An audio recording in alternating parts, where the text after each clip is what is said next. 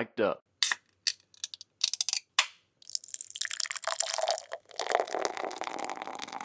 Hello, everybody, and welcome to another episode of Highlights from Lowlifes. My name is Jeff Jones. I am a lowlife. And I want to introduce you to my other lowlifes. We have Rob Weber. We have Rob Lanterman reaching out a screen. Perfect timing. Gotta get a beer. And Marty Brown. Bring you up to speed on who we are. We are a bunch of friends that met playing baseball. And when the pandemic hit, we decided to do these video conferences to stay in touch and drink beer and have a good time. And eventually it rolled into these top 5 conversations. So that brings us to tonight's episode. Tonight's topic, top 5 athletes and sports stars that aren't baseball, since that was last week, to appear in pop culture, TV shows, movies, music, etc. Before we get going with our topic, please make sure if you have a comment, you want to share your list, your top 5 with us. Hit that microphone button down on the bottom, record an audio, we will play it in the show. If you don't record an audio, we will think much less of you, so please do it. Also, follow our show. Hit the follow buttons on the hosts. Hit the like buttons on the show. Every week we may have new hosts, so keep an eye on that and hit the follows of all of our hosts so that you get notified whenever new shows come up. And don't forget, we have social media pages now. We have a YouTube page, which has a great post-production of our shows. We have Facebook, Instagram, and others soon to follow. So with all that, how about we get started with our top 5, and we'll start with Marty. Oh, okay. Well, I probably should have put something together then. Gee whiz. But excuse me. First things first. Excuse me. Yes. Got to be well lubricated to do this. Pop culture. Okay, so a lot of us we're talking about. Last week we did a lot of movies and some TV, and I thought, what else is there in the pop culture? And there's music. I said, okay. So usually when we have these discussions with these guys are well versed in the music scene, and I just sit here and have a normal look like. What? Marty, you do know Slim Whitman, so you got that. Okay.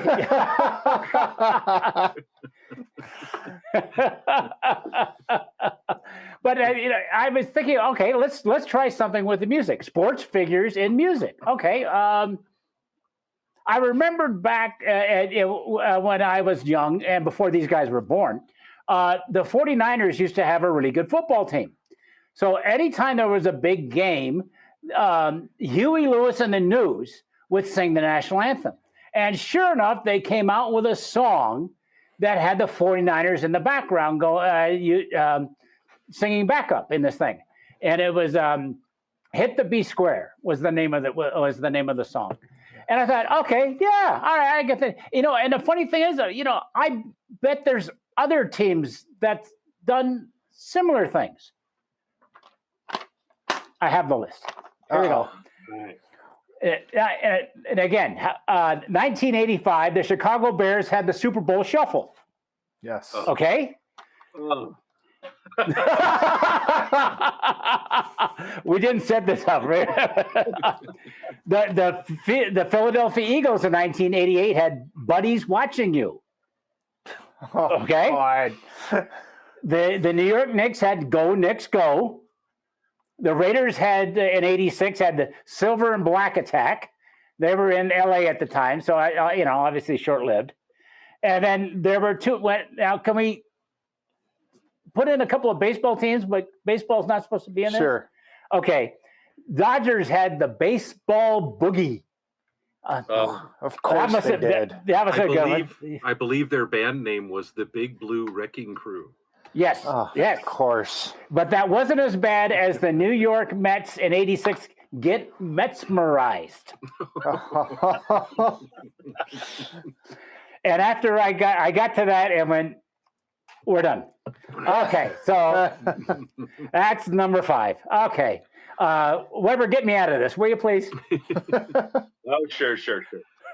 So my approach to the list is one. I don't want to cover sports personalities that became actors. Just that's a profession that they chose. I want the sports personality that was awkwardly added to some TV or movie or Yep. music video, whatever. And they don't belong there, and that makes it all that much better. And with that, I begin my list with number 5, Dan Marino's appearance in Ace Ventura: Pet Detective, Yes. 1994. If you recall, Ace Ventura, played by Jim Carrey, is trying to track down who stole Snowflake, the Miami Dolphin mascot, a dolphin called Snowflake for some reason. And as Ace gets closer and closer to discovering who the villain is, the villain decides to also kidnap Dan Marino. This movie stars Courtney Cox and Sean Young, who plays Lieutenant Einhorn, a woman who actually had a sex change and used to be the Dolphins' kicker. And she decided to kidnap the Dolphin and Dan Marino because she was angry at the Dolphins for years of neglect when she missed a field goal when she was a man. Yes. Did everybody follow that? Yeah, it was a great. Yes.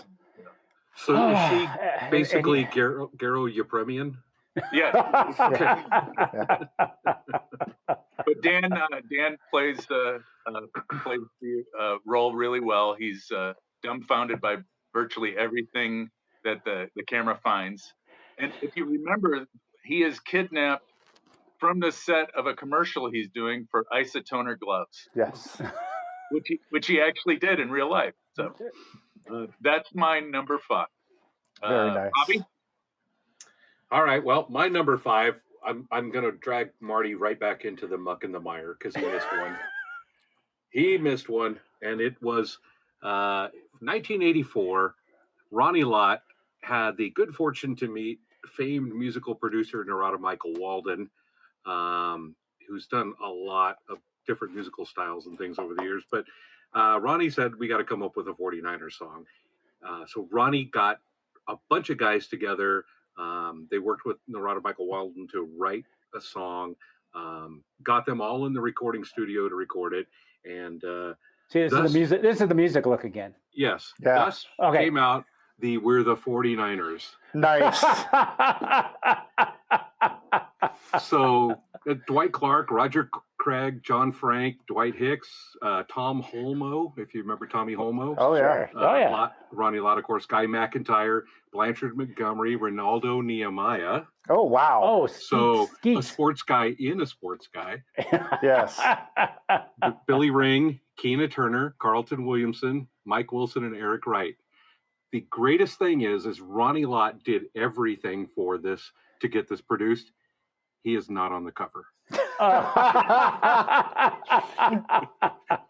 And it is a terrible song. I love it so much. So that's my number 5. We're the 49ers. Ronnie Lott and the 49ers. Very nice. Very nice. Well, Jonesy. All right. So I'm going to choose one where talk about a star-studded movie. It's got stars all up and down this movie. And they got one pro athlete driving race cars across the country. Terry Bradshaw in Cannonball Run. Nice pick. He is so bad, but yet so good in this movie. Okay. And he's got to act against Burt Reynolds, Dean Martin, Sammy Davis Jr., Dom DeLuise. Yeah. among so many, Jackie Chan, so many others. And he still looks bad, but in a good way. Terry Bradshaw, my number 5. Excellent. And that wraps up first round. So let's go to number Really? 4.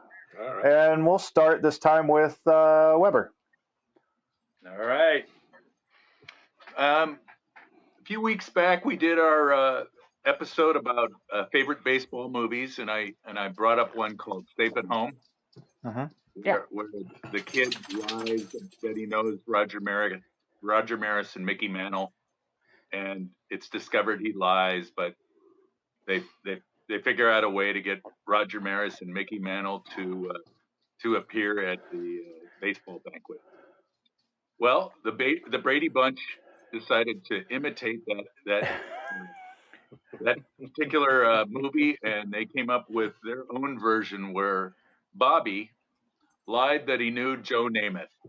Yes. And when it was discovered that he did not know Joe Namath and could not bring Joe Namath to school with him, he had to fake an injury with Cindy's help, of course, that was able to get Joe to come out and see him, because the injured fan who, Yes. it's good for publicity for Joe to come out and see Bobby.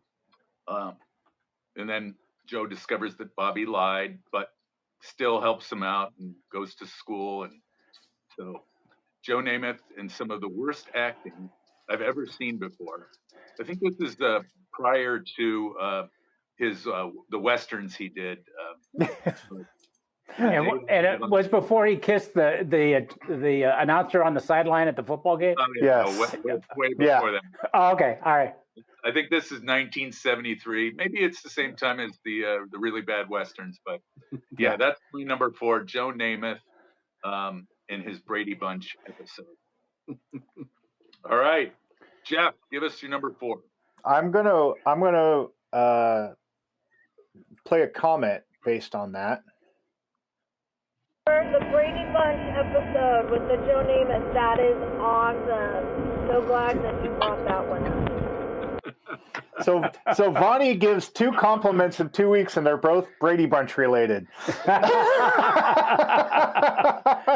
Rod. All right, my number 4. Another actor showing up against some pretty good comedy chops, and the character name alone is worth the appearance, but he has a very nice scene. Cam Neely as Seabass in Dumb and Dumber. How can you beat a name called Seabass?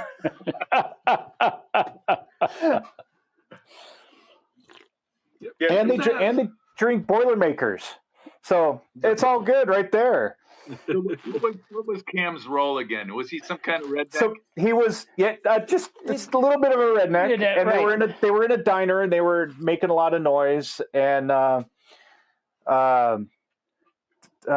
Jim Carrey and why am I drawing a blank on the other guy's name? Jeff Daniels. Jeff Daniels are having their meal next to him, and they accidentally spill something on their table. So Cam Neely gets all upset, and Jim Carrey says, "Don't worry, we'll take care of it, and let us buy you a round of Boilermaker." He says, "Buy me about a round of Boilermakers," so he does. And he goes over to the waitress and says, "Seabass told me to put our tab on him," and then they run out and leave.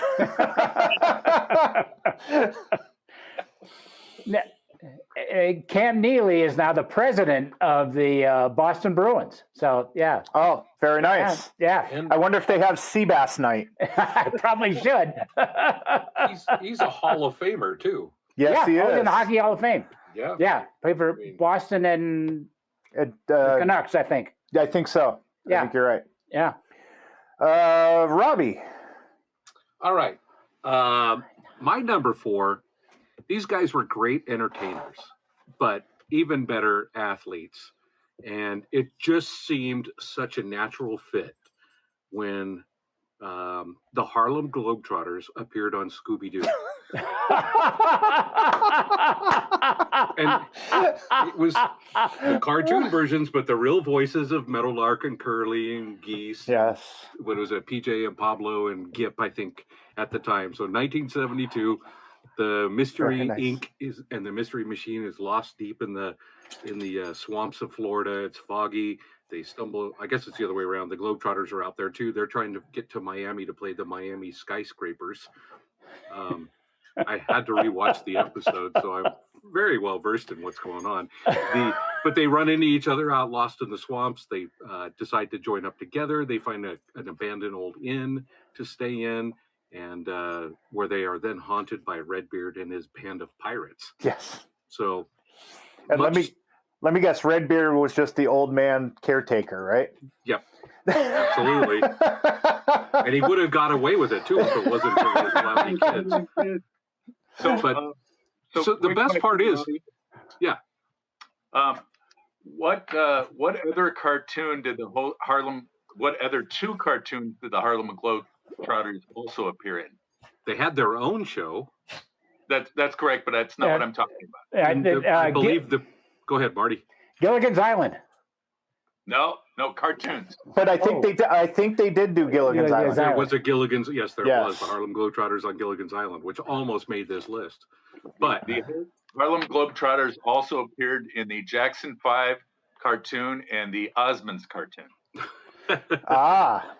pretty funny. Well, Very the nice. greatest thing about Scooby-Doo is the whole story. They're simply there for comedy relief, and the jokes aren't very good. They contribute nothing to the solution of the mystery, and they take a helicopter and leave Mystery Inc. behind to go play their game in Miami. So anyway, the Globetrotters on Scooby-Doo. Like, wow, man. Nice. I believe that leaves Marty. I think so. He appeared in small roles in Fletch and Forget Paris. Which, if you ever saw that movie, you should forget the movie. Yes. It was awful. But he's known for being Roger Murdoch. He's the co-pilot. It's Kareem Abdul-Jabbar in Airplane. Very nice. Took one off my list. Oh, sorry. Very nice. Actually, good choice. Funny you mentioned that, Jeff, because you stole Cam Neely from me. And he's doing his best, doing the acting job, but when he grabs the kid and has that line, "You dragged Lanier and all his confidence," I just thought that it still busts me up all these years later. And don't forget, wasn't he in the case in basketball too? In the collectors, the bad owners sports collection wasn't Kareem sitting in the glass case? He could have been. So, Marty, I like how the kid said, "Hey, aren't you Kareem Abdul-Jabbar?" No, you're Roger Murdoch. He keeps father, and finally he says, "Damn it, kid! You tell your dad." Yeah. You drag your ass up and down the court. Drag Walton and Lanier up and down the court. Yeah. And then Roger, over, huh? What? Right, over, Roger, done. huh? Over, done. Roger, oh, huh? Hey, for a second, Forget Paris. You're right, not a great movie. But in that movie, Billy Crystal plays an NBA referee. Yes. Right. And they have a bunch of interstitials with real NBA players and his Yes. exchanges. There's the one where he's standing with 5'6", whatever he was. Spud Webb. Spud Yeah, Webb. Spud Webb. Yeah. And Billy Crystal looks at him and goes, "I feel like you're the only one that can understand me." Yeah. Say hi. Yeah. So, I always did like that movie. It's Nowhere near terrible as good fun. as Kareem in Airplane. Come on. That's Yeah. awesome. Right.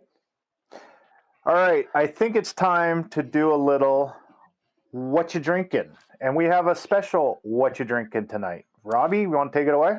I would love to. So for What You Drinking Tonight, we normally are sponsored by Almanac Brewing, and we continue to be sponsored by Almanac Brewing. However, it is the time of season. It is Oktoberfest in Germany, and so tonight we are drinking Paulaner Oktoberfest beer.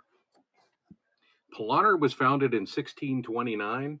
What always cracks me up is there's a bunch of breweries domestically that have been making a big deal about their 30th and 40th anniversaries this year. These guys are on 493. So yeah, enjoy your little 40-year anniversary. We're going to drink the real stuff from Bavaria. But Oktoberfest starts the third Saturday of September, and it runs until the first Sunday of October or October 3rd, whichever comes later. It was a festival set up when the Prince of Bavaria back in 1810. He was wildly popular, and he married a princess named Teresa, and they had a big 5-day festival in honor of the wedding. It was so popular that it became an annual event. They added horse racing, and it became more of a fair and everything over the years, right there in Munich. The big thing is Princess Teresa. They named the festival grounds Teresa Wies after her. So, which I believe means the princess's view or Teresa's view, so she could overlook the grounds and all of that stuff. But there are 6 official beers of Oktoberfest in Munich. There's Polaner, which we're drinking, Hofbrau, Hockershore, Spaten, Lowenbrau Munich, and Augustiner. Of all of those, Lowenbrau Munich and Augustiner aren't shipped to the United States, so you can't get their Oktoberfest beer. And then the Spaten and Hockershore send over their Marzen, which Marzen was the traditional beer, but now it's the Weizen, which is a much more crushable beer, if you will. And Oktoberfest going through like 2.5 million gallons of beer each year. But Wow. so the 2 Oktoberfest beers that are the true Oktoberfest that you can get in the United States are Hofbrau and Polaner. We're enjoying those tonight, and Polaner is just a delicious beer. Get it while it's here, because when Oktoberfest is done, this beer is gone, and it is so good fresh. So It's excellent. Yes. It's excellent. Thank you. the big thing to mention, and this is strictly for Jeff because I know he loves this kind of trivia, at noon on the 3rd Saturday of September, to kick off the Oktoberfest, the mayor of Munich comes out and he wields a bung hammer and knocks the bung out of the bung hole to start the beer flowing. And then they fire off a series of rifles to indicate that you can now officially start pouring the Oktoberfest beer. Just as long as the rifles aren't at the bung. Yeah. So Mayor Bunghammer, here's to you. Nice. Very nice. Well, thank you very much, Robbie. That's Appreciate very that. Good. Very good. Appreciate that. Before we get to the next round, we got a couple comments on our previous conversations. I think, Rob, this was related to the Harlem Globetrotters cartoon comment. And then I think they Fat Albert. in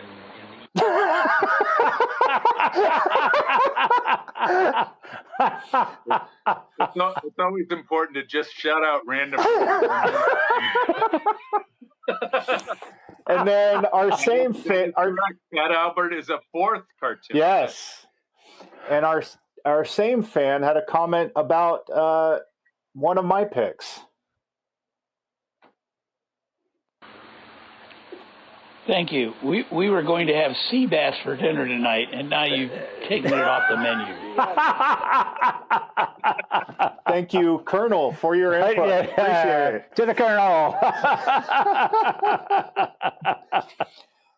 All right, let's get back to the list. We're at number 3.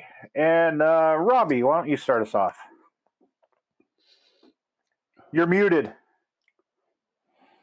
Damn dogs. All right.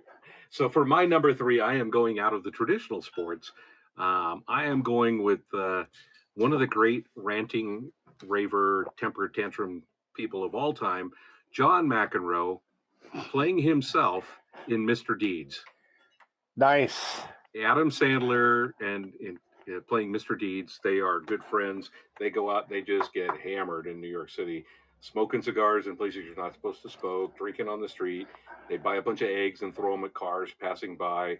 They're harassing people on the street. And then the one guy finally has had enough, and he decides to try to run down John McEnroe, who jumps over the top of the car as the car goes by, completely misses him, and then McEnroe proceeds to throw one of his tennis court tantrums. and it is hilarious. And if you like watching John McEnroe implode, he does it perfectly in Mr. Deeds. Very nice. I like it. How about Marty? I may have to apologize for stepping on some toes. This one is not so much his performance, but the audacity of his performance at the time. In the movie Dodgeball, Lance Armstrong makes an appearance at a key time when we all know the movie. We've all seen the movie. When our hero is bowed out, he's at the bar at the airport. He's done. He's history. This team is about to get wiped out. And in comes Lance Armstrong to make this beautiful, motivating, upbeat statement. At the time, the guy knows full well he's the biggest cheater in the history of cycling and maybe the history of sport. Some notes from that conversation. He's telling our hero that he has to be a fighter. That I had brain, lung, and testicular cancer all at the same time. But I carried on. And then this was the great line. He says, "A person who never quits because it's too hard has nothing to regret later in life." Wow. What an take that, Armstrong, you crap. 10-yard flag. Once again, we want to let everybody know that the Mike Up platform is a clean platform. Not anymore. We could change this from Marty Three Finger Brown to One Finger Brown. Oops. Jeff, Anyway. get me out of this. All right, I'll get you out of this. So I'm like Rob said earlier, I did want to go for athletes that became actual actors, like acting was their career. But I did choose this one because it was early on. I don't think he was trying to be an actor yet. I just think he was done playing football and wanted to do something, and they gave him this part, and he was absolutely perfect in it. Mongo, played by Alex Harris in Blazing Saddles. Yeah. Now, Alex did go on to do some acting and was decent in the roles that he had, but this was very early on. He was really recently retired and just played that big oaf perfectly, especially when he had to get a couple of sentimental lines out of him. I had perfectly played by Alex Harris. The best line from the movie. Mongo just pawned in Game of Life. Yes. And when he just wakes up with a yawn and breaks all the chains down.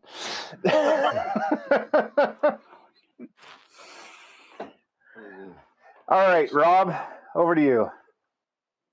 All right, I'm going to go with the 2005 movie called Kicking and Screaming.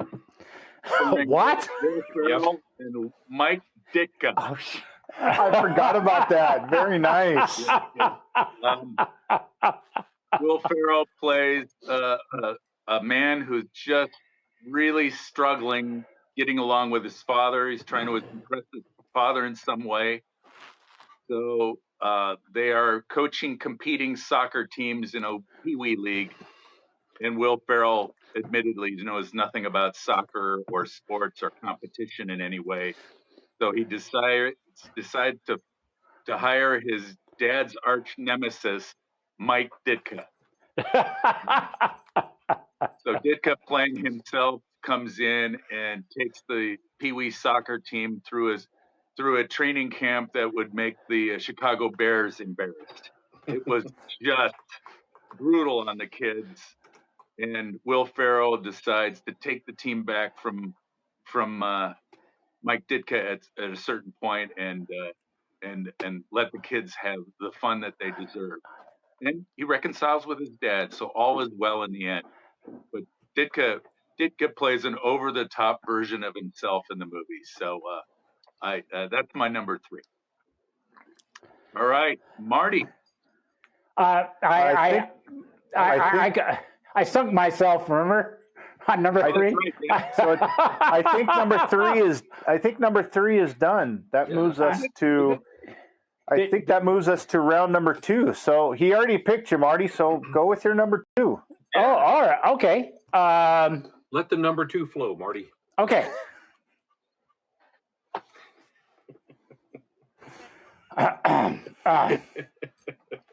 Let me just give you a list of his film accomplishments and see how quickly you can come up with the name. Any Given Sunday, Mars Attacks, 100 Rifles, and The Dirty Dozen. Oh yeah, I got it. Who was it? Jim Brown. Jim Brown. That's right. Oh, also in Black Gun with Vida Blue. That's If you had said that, I would have got it right away. Now, 100 Rifles. Everybody, it wasn't a good film. Did you ever see that? No. It was with Raquel Welch, and there's a publicity photo of Jim Brown without his shirt, and he was embracing Raquel Welch without her shirt. Oh my! We broke Marty. He froze. We broke Marty. There he is. No, Marty, And Marty froze not as Marty froze not like that. This is the reason why he made the list at this spot. Who watched the film The Dirty Dozen and not etched in their mind the great scene where he's running to the truck to save it and he doesn't make it? Yeah. Spoiler alert. Yeah. Oh, come on. Who hasn't seen this? Come on. Give me a Like break. 1967. Come on. That's right. It's a great film. So there's people out there that haven't seen it. And, They're all your age. Even I've seen it. Oh, okay. but your heart doesn't drop. And what is it? Oh. And I think the movie goes on for another 10 or 15 minutes, but at this point you don't give a damn. So it's over. Yeah. And then not to make, I think he made he made that film, and his film career, he had a second career with it. I thought he turned out to be pretty good with those. Good choice. Yeah, To mention the fact he's in a Hall of Fame, but he was originally supposed to play the father on Good Times. Oh, really? Yeah. I didn't. Oh, Then there was okay. I never knew that. Contractual stuff, and John Amos got the part. So. Oh, okay. Very nice. Can you imagine Jim Brown and J.J. Walker? Dynamite, shut the Marty up. Yeah, come on, Bob, don't pull a Marty. Wait a minute. Wait a minute. Rewind the show. Can we start over again? Come on. All right. Well, I dug another hole. So Jeff helped me out of one. So Leonard, and you're responsible for this one. All right. So number 2 for me, it was the greatest, in my opinion, the greatest athlete performance on Saturday Night Live as a host. Ooh. And it was Wayne Gretzky. Nice. Oh, okay. Who, if you listen to any of the stories from any of the people, they expected him to be completely out of his element, that he would be the side character in most of the sketches. And it turned out that he was awesome. And it was like, he was one of those guys that was so good at it that he goes, I don't want to ever do anything like that again because it can only go downhill from here. But he was great. He was on the Anal Retentive Fisherman and nice. A bunch of other sketches. But the standout sketch, even if you don't watch the whole episode, you have to look up Waikiki Hockey. And Waikiki Hockey is a sketch that's designed like an Elvis movie. And they nail it where nice. he's working at a restaurant at Waikiki Beach and he's got a hockey stick And a guy comes up, like, I didn't know you played hockey. And he's like, oh, no, this washed up on the beach. I just used it to clear tables. And he's like, the guy goes, hey, did you try a biscuit tonight? It's like a hockey puck. And he throws it down on the table. And Gretzky's like,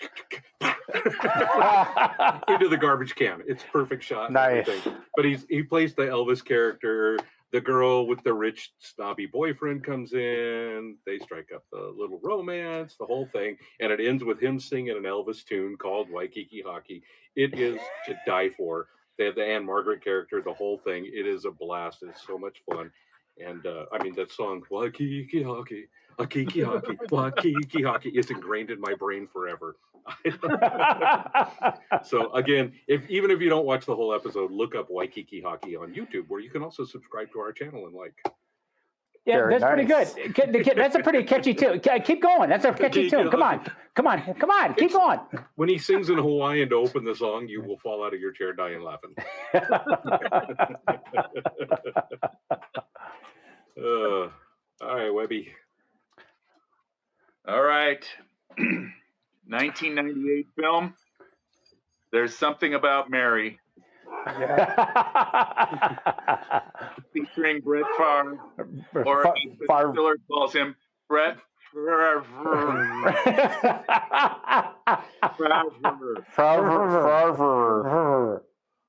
So if you remember the film, Ben Stiller's character is desperately trying to be with Mary and be her boyfriend. And she appears to show no interest at first, but she really is excited about Brett Favre, her new boyfriend. He's the only one that isn't, doesn't have any mental issues like Ben Stiller's character.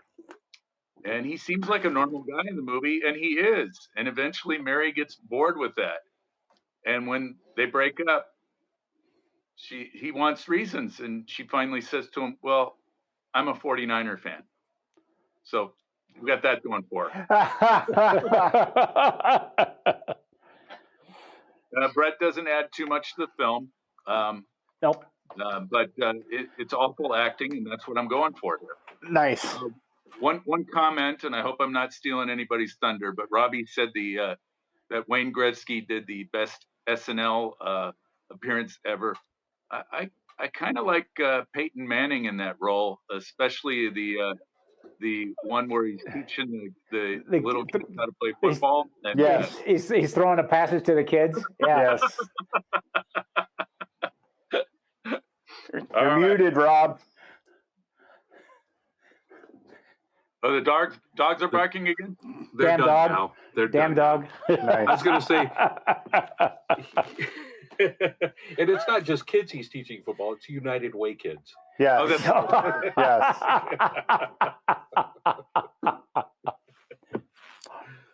All right. I guess that leaves Anybody left in this round? Jeff. Big Jeff. All right. I will choose. Hey, wait. I got a compliment in the comments. That doesn't happen. Oh, God, no.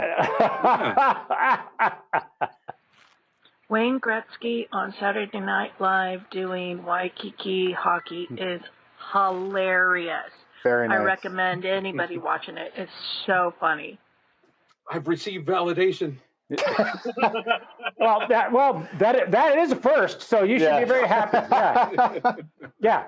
Your wife will be very proud of you, I'm sure. Yeah, I can't wait to play that comment for her. Yes. She'll be so jealous. All right, I'm going to go with an 80s comedy movie, a bunch of fish out of water movie, one of those typical 80s movies, comedies. Situation comes up, and a bunch of different people have to get grouped together. It's Police Academy, starring Bubba Smith.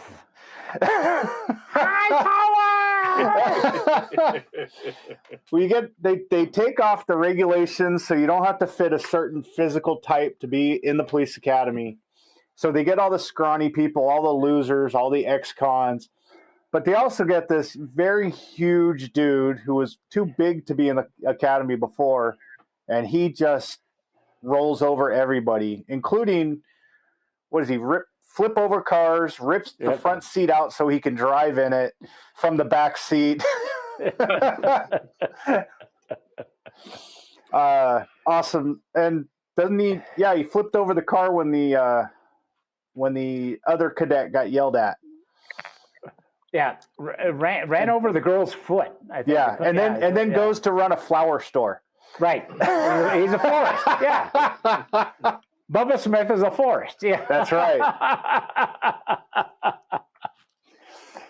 And that wraps up our number 2 round, which leads us into a conversation with Mr. Weber. So, other shows on the Mic'd Up Network. First of all, thank you to Mic'd Up for allowing us to do this. This Thank may you. be our Yep. last show because of Marty. Before you go on, I have a question. Sure. What's the most viewed show on Mic'd Up? Right now, it's between us and the Rick Barry Show. Wow. Yeah. Okay. Cool. So you're saying we should be in the Hall of Fame? Yeah, I think No. No. Yet. in terms of comedy shows on the Mic'd Up Network, we're number 1. We're number 1. We're number 1.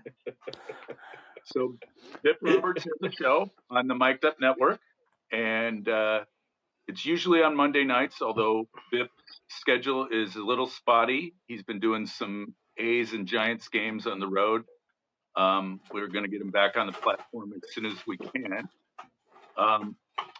But he does a half an hour to an hour show based upon the number of comments and questions he gets, and he covers everything about baseball, including his playing days and what's going on in baseball presently. In fact, each show usually contains a rundown of what games are going on that night, what the scores are, and so forth. So Bip is usually on Monday nights, so look for him in the upcoming schedule. My friend Jim Darby has a show. Jim is doing bi-weekly shows to promote a book of his called Bears in the Bigs. These are Cal Bears who have gone on to play in the major leagues.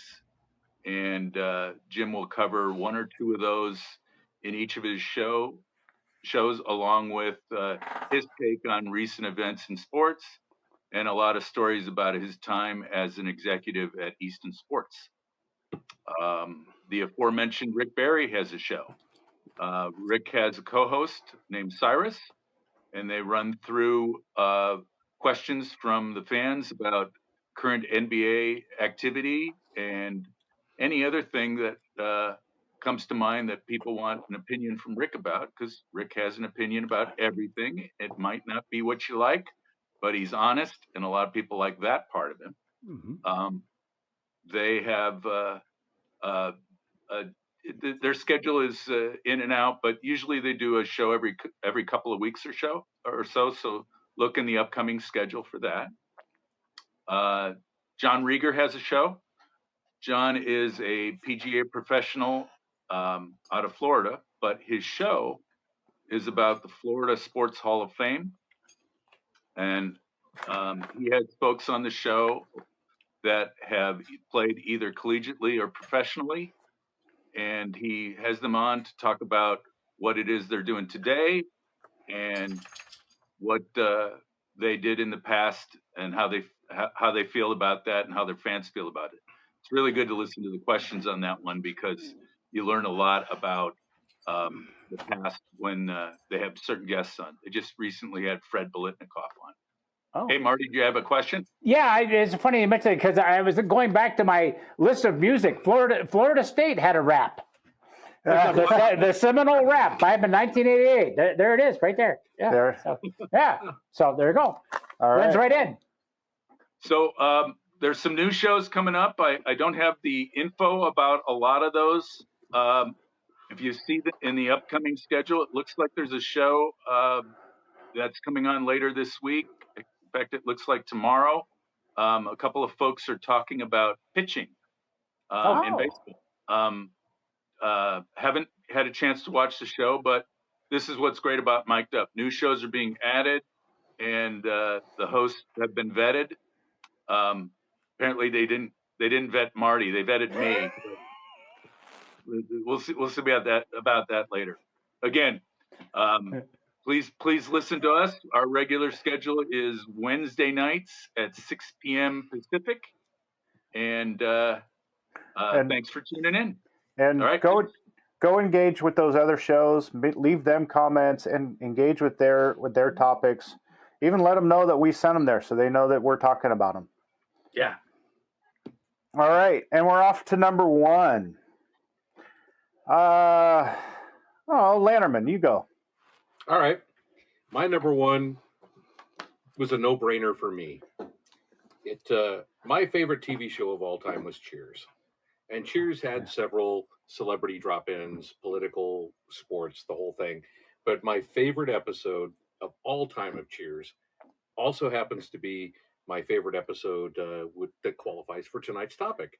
And that is the episode of Kevin McHale trying to count the bolts in the floor at the Boston Garden.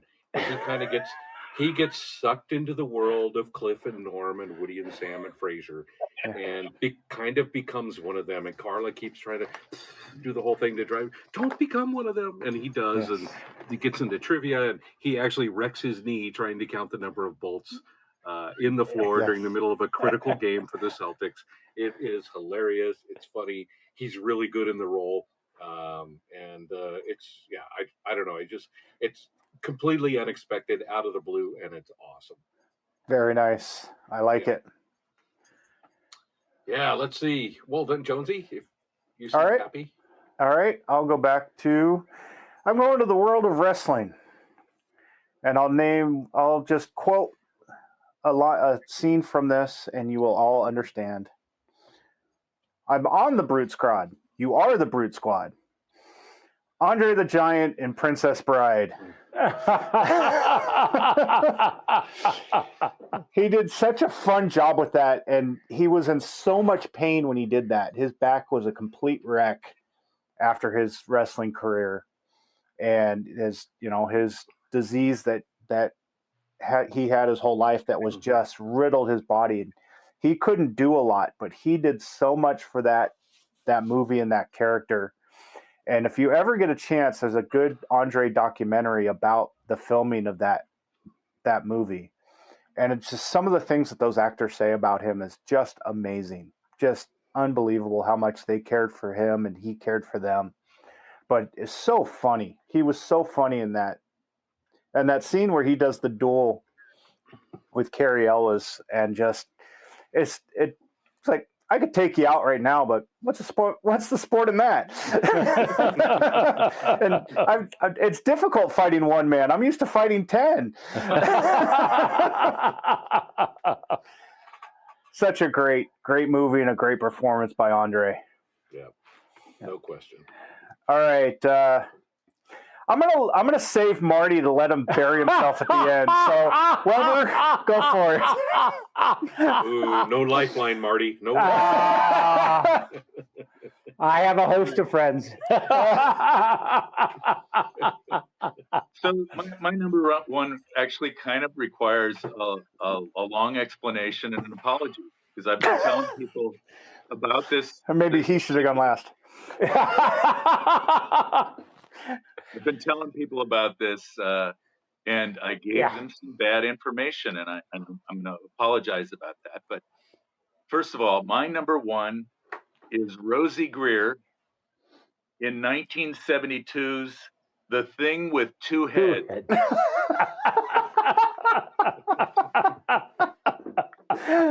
All righty. What's a creature feature film? Yeah. Rosie Greer was a prison inmate, and through a series of complicated and unbelievable circumstances, he had Ray Milland's head attached to his body. Ray, of course, is a racist, so that's a good place to put it. You always want to put a racist's head on the body of a 250-pound black man. but that was the film, and there's several really they're not meant to be funny, but they are funny. The two of them are wearing a set of blue overalls. They ride a motorcycle most of the film. Ray has control of one side of the body, and Rosie has control of the other side of the body, and it's comically bad. I highly recommend it. The Thing with Two Heads. My apology. I told everybody that the person that's chasing them, that the police detective in that movie, is played by Casey Kasem. I was wrong. Oh, no. Casey Kasem is in 1971's The Incredible Two-Headed Transplant. I can see where you can make a mistake like that. Wow. They were probably played as a double feature one night on Creature Features. Casey was not in the Rosie Greer Ray Milland film. Instead, he was in The Incredible Two-Headed Transplant with evil doctor played by Bruce Dern, and the maiden who is chased after by the two-headed monster, which is played by Pat Priest from the Munsters. Another deliciously awful film, including a really bad haircut from Casey Kasem. So yeah. That's my number one: The Thing with Two Heads and The Incredible Two-Headed Transplant. So look them up. All right, Marty, there you go. Our fans learn so much from tuning in. I mean, I can't, This is why I attract so many women for dates. Yes. I don't think they vetted any of you guys.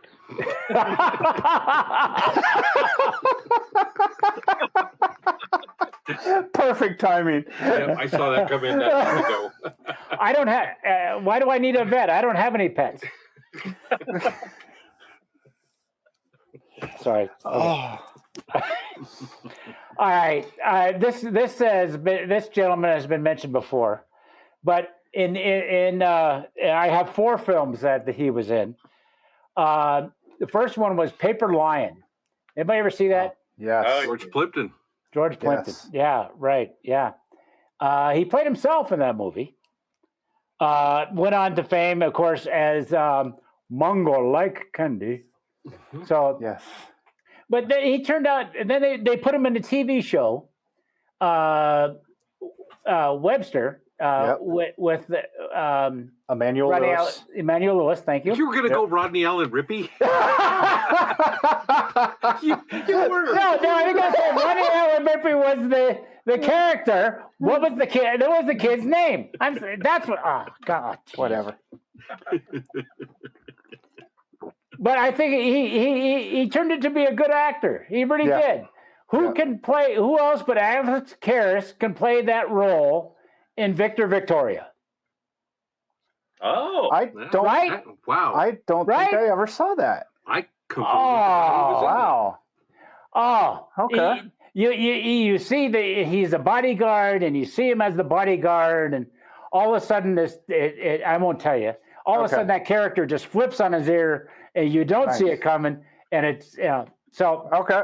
It's Alex. Number one is Alex Karras. Very nice. Good choice. Yes. So you didn't dig yourself a big hole. You know what? I do fail on occasion, but I'll try harder next time. I was sure somebody was going to bring it up, so I didn't include it on my list. Honorable mentions, you said, right? I got a lot of honorable mentions. Yes. I got a lot of them. But the one I decided I wasn't going to put it on my list, and it absolutely should be on my list. And I'm sorry, 49ers song by Ronnie Lott. You're off the list now. John Matuzak as Sloth in the Goonies. Yes, I have it on my honorable mentions. All right. Yes. I was sure it was going to be on at least 3 of the 4 of us list, so I'm like, okay, I'll be the one guy that doesn't put it on there. But for crying out loud. Yeah. I love you, Chunk. Now, and we kind of, I guess the bar was there. It had to be a professional athlete, but he did play in the Canadian Football League. Dwayne Johnson. Oh yeah. Well, he's So look at all the stuff he did. So Well, I got Hulk Hogan played for the Chargers. yes.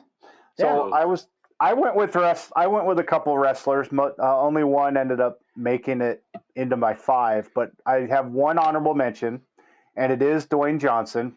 Mm-hmm. I didn't think of him as the football player. I just thought the wrestler athlete. But early on in his wrestling career, he did an acting role where he was on That 70s Show. Does anybody remember it? No. Yep. So the trivia question would be, who did he play? He played a real life person. He played a real life athlete on That 70s Show.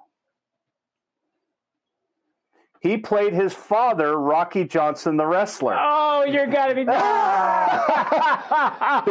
All the crew wanted to go see the wrestling match, and he played his father, Rocky Johnson, which I think he revived in the TV show that's about young Rocky. Yeah. I'm not positive, though. I haven't seen any of that.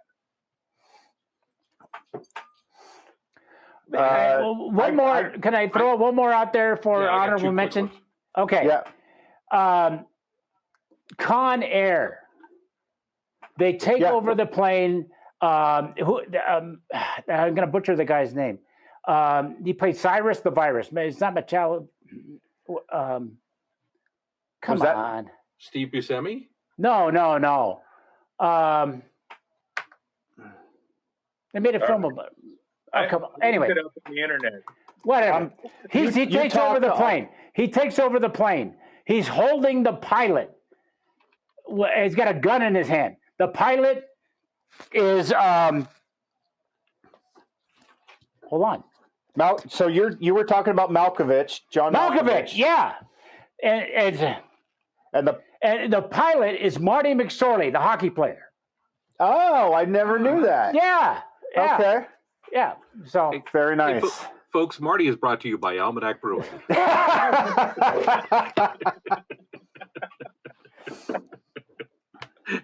I had 2 quick ones. In the Dark Knight Rises, when the football player is running and the whole world is collapsing as an earthquake behind him, that's Hines Ward. Yes. Very nice. And then the other one is, it's a classic to me. Dan Fouts and Brett Musburger in The Waterboy. Oh, yeah. Dan Fouts continues to just speak in cliches the entire time. And at the end, Brett Musburger goes, you shut the hell up.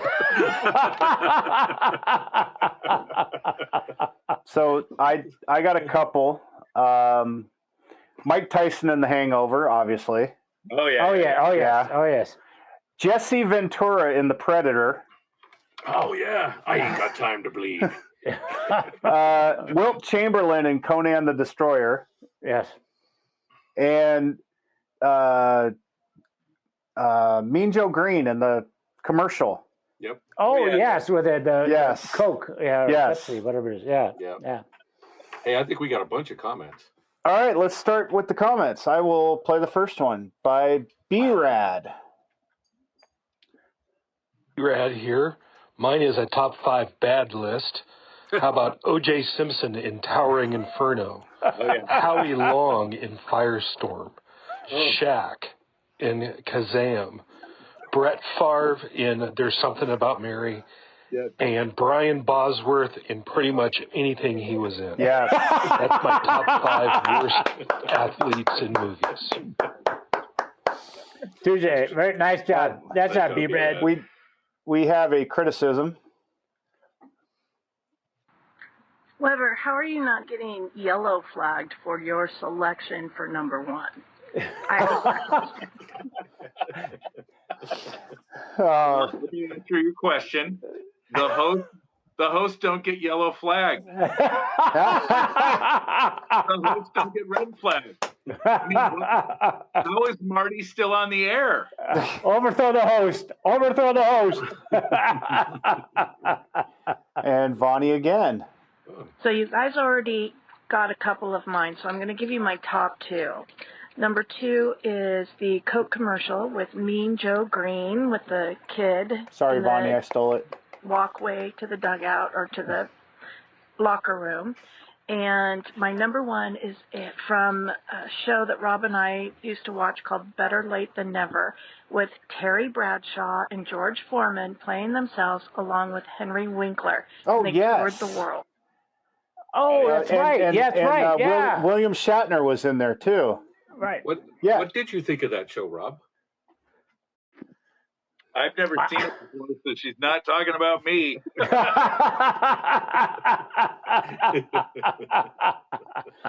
And here's another comment from the Colonel. Was in my honorable mentions. Okay, here's another one. How about Wilt Chamberlain in the second Conan movie? Yes. Such great acting, such depth. Yes. Well, I believe, if I've heard the story correctly, they got him for his martial arts skills because he was training in martial arts, and they wanted a big fight scene out of it. And Kareem had already been in a Bruce Lee movie, so you're yeah. Well, let's get the stilt. Yeah. He studied with Bruce Lee for many years. It's not like let's get Mitch Kupchak for that one. Yeah. And the Colonel again. Okay, what about O.J. Simpson running through the airport trying to get his Hertz car? There's a tinge of irony in that one. Yes. Yeah, right. Yeah, there is. Yeah. And a familiar voice. Joe Montana as a tennis star in the latest beer commercials. Yeah, we didn't get into any of the old beer commercials with all the athletes. Oh, yeah. Tastes great. Less filling. Yeah. Like beer. Yeah. Yeah. Those are great ads. Yeah. And our good buddy Big Juicy makes an appearance. Woo! Number 5, Dan Marino in Ace Ventura, Pet Detective. Number 4, Mike Tyson in Hangover. Number 3, Kareem Abdul-Jabbar, co-pilot in Airplane. I'm still wondering how he got in that pilot seat. Number 2, Alex Harris in Blazing Saddles, Mongo. Love that character. Number 1, Mean Joe Green, giving the little boy his jersey after the kid offers him his Coke. Man, he pretty much hit all of our lists. Yeah. That was a good consensus. We missed out on Mean Joe Green, guys. Sorry about that. The fans speak out. Any more honorable mentions? Anything anybody thought of? Oh, I'll think of a whole bunch of them. Oh, later. yeah, me too. Well, we're out of comments. Hey, wait, so, I got one. Yes.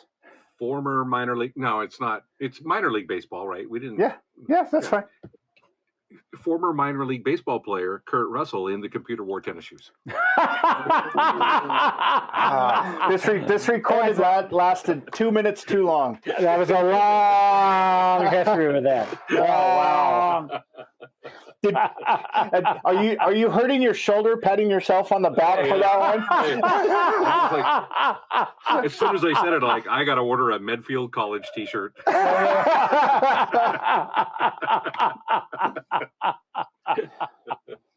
And I think with that pretty much wraps us up for this episode. Yep. So please, again, visit all the shows on the Mic'd Up app. Say hi to everybody on there for us. Like and follow us and the other shows. Pay attention to our social media pages. Facebook, Twitter, and especially YouTube has our great post-production on our past shows. You will enjoy that quite a bit. And next week, the same time, same day. And we got a comment from Mr. Weber. We don't have a Twitter account yet. We have Instagram. We're getting there. Instagram. We're getting there. Okay. Tag Insta-famous. And Insta-famous. And then don't forget, Almanac Brewing, we love you still. But Almanac, we really love Polaner. Yeah, thank you. Thank you, Almanac. Thank you, Polaner. Thank you. And that'll do it for tonight's show. Thank you, everybody, for watching, and we will see you next week. Bye. Thank you. Bye-bye.